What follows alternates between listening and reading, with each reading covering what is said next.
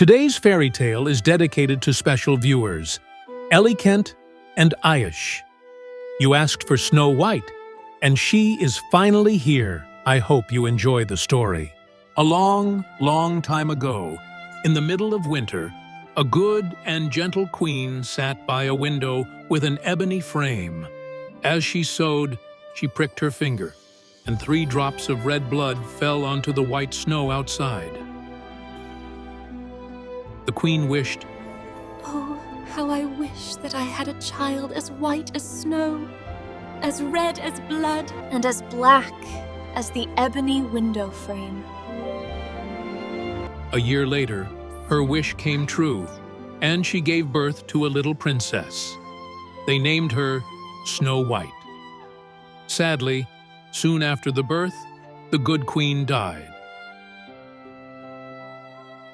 The king married again, and his new wife was very beautiful, but also very vain, meaning she cared too much about her looks, and wicked. The stepmother, now the new queen, had a magical mirror. She would stand before it and ask, "Magic mirror on the wall, who is the fairest of them all?" And the mirror would always answer, "My queen, you are the fairest in this land." This answer made the queen happy, because she knew the mirror always told the truth. But as Snow White grew up, on her 7th birthday, she was the most beautiful girl in the kingdom.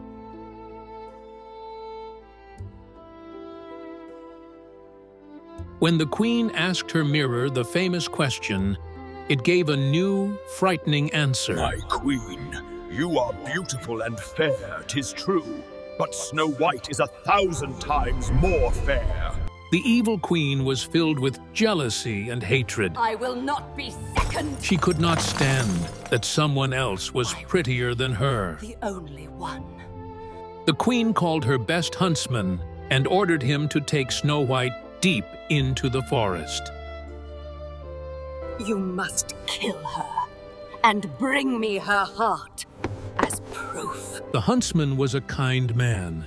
He took Snow White into the woods, but when he raised his knife, she cried and begged, "Oh, dear huntsman, please spare my life. I will run away and never return home again." Seeing her tears and innocence, the huntsman took pity on her. He couldn't kill her. He decided to let her go, believing that the poor girl would surely be lost and die in the wilderness anyway.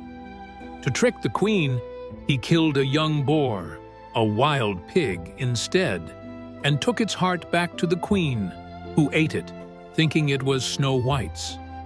Snow White was now alone in the vast, dark forest. She ran over stones, through thorns, and past wild beasts until she saw a tiny, strange little cottage in a clearing. Snow White was tired and hungry. She went inside the little house. Everything in the cottage was small but clean. There was a small table set with 7 small plates, 7 small knives and forks, and 7 small cups. Against the wall were 7 small beds. Snow White ate a little food from each plate and drank a little wine from each cup. Then, feeling very sleepy, she lay down on one of the beds and fell fast asleep. When it was dark, the rightful owners of the cottage came home. They were the 7 dwarfs. They spent their days digging for gold and diamonds in the mountains. The dwarfs noticed that someone had been in their house. "Who's been sitting in my chair?" asked one. "Who's been eating from my plate?" asked another. Finally, they saw Snow White asleep in one of their beds. They were surprised by how beautiful she was. When Snow White woke up the next morning, she told them her sad story. The kind dwarfs offered her a place to stay. "If you will cook, make the beds, wash, sew, and knit, and keep everything tidy," they said, "you may stay here, and we will protect you. But you must be careful. Do not let anyone into the house while we are away." And so, Snow White happily stayed with the 7 friendly dwarfs, whose names were Doc, Grumpy, Happy, Sleepy, Bashful, Sneezy, and Dopey. The evil queen was shocked and enraged when her magic mirror told her, "My queen, you are beautiful and fair, but over the mountains with the 7 dwarfs, Snow White is 1,000 times more fair." She locked herself away, and using her darkest magic, prepared a single, beautiful, and deadly apple. She made sure that the entire apple was soaked in a powerful sleeping poison, not just one side. The queen then used a powerful disguise to turn herself into a very old, feeble peasant woman who looked harmless and kind. She traveled over the mountains to the dwarf's cottage. She knocked on the window, calling out, "Little one, come look at what I have. Sweet, red apples for sale." Snow White looked out and sadly shook her head. I cannot open the door. The dwarfs warned me never to let anyone in. You foolish child. Why would I hurt you?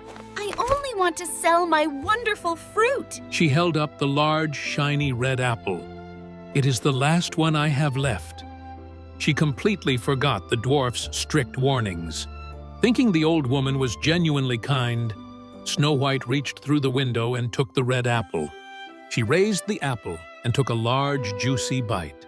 As soon as the poisoned flesh touched her lips, Snow White fell to the floor, still and silent, as if she had turned into stone.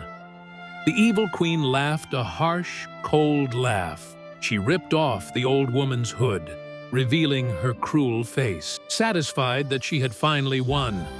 "The dwarfs will never wake you."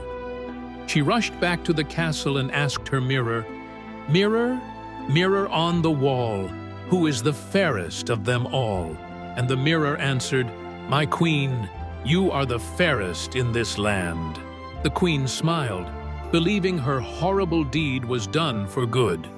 When the dwarfs returned, they found Snow White lying on the floor. They tried everything. They shook her gently. They loosened her collar, but nothing worked. They knew the wicked queen had finally succeeded. They cried for their lost friend. The dwarfs placed her in a beautiful glass coffin to keep watch over her.